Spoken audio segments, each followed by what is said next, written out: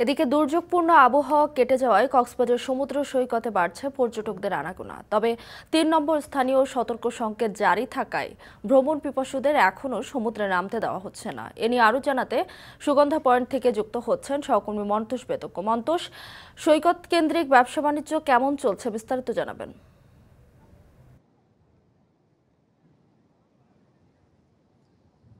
সকাল থেকে কক্সবাজার সৈকতের যে পরিবেশ কিংবা কক্সবাজারের যে পরিবেশ সেটি অনেকটাই মেঘাচ্ছন্ন ছিল এবং হালকা বৃষ্টিও হয়েছে মাঝে মধ্যে। আমরা আধা ঘন্টা আগেও কিন্তু এখানে বৃষ্টি হয়েছে এবং এ কারণে কিন্তু পরিবেশ বেশ ঠান্ডা রয়েছে। তবে স্থানীয় ৩ নাম্বার স্থানীয় সতর্কতা সংকেত থাকার কারণে কিন্তু এখানে পর্যটকদের এখন পর্যন্ত সমুদ্রে নামতে দেওয়া হচ্ছে না। এবং আমি যদি একটু দেখাই যে এই সৈকত জুড়েই কিন্তু ছাতা চেয়ার বসানো হয়ে থাকে পর্যটকদের জন্য। সেটি কিন্তু এখন পর্যন্ত ঘূর্ণিঝড়ের আগে কিন্তু এইসব চেয়ার তুলে নেওয়া হয়েছে। যেহেতু ঘূর্ণিঝড়ের একটি সম্ভাবনা ছিল, সেই কারণে ক্ষতিগ্রস্ত হওয়ার একটা আশঙ্কা থেকে কিন্তু সমস্ত ছাতা চেয়ার উঠিয়ে নেওয়া হয়েছিল। এবং গরম গরম রুটি, সাথে সুজির হালুয়া, দুর্দান্ত জুটি। তবে জুটি জমাতে চাই তীর আটা ময়দার সুজি, কারণ তীর ছাড়া আমার চলেই না।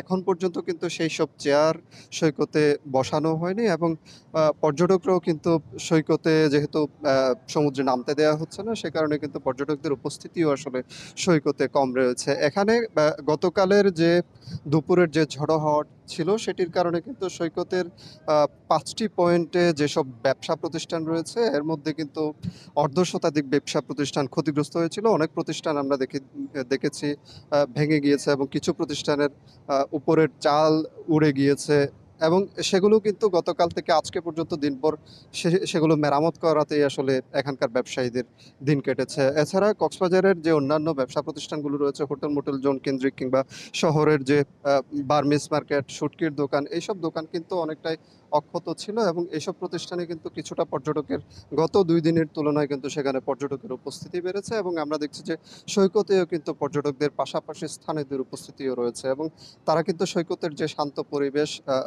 হিমেল বাতাস রয়েছে, সেই পরিবেশটা কিন্তু তারা উপভোগ করছেন এবং খুব শিগগিরই আসলে এখানকার ব্যবসায়ীরা আশা করছেন যে পরিস্থিতি যেহেতু শান্ত হয়ে আসছে, আস্তে আস্তে কিন্তু পর্যটকের সংখ্যা এখানে বৃদ্ধি পাবে। এই ছিল কক্সবাজার সৈকত থেকে আমার কাছে সবশেষ। কক্সবাজার থেকে ব্যবসা বাণিজ্যের খবর জানাতে যুক্ত হয়েছিলেন মন্তোষ বেতক্য।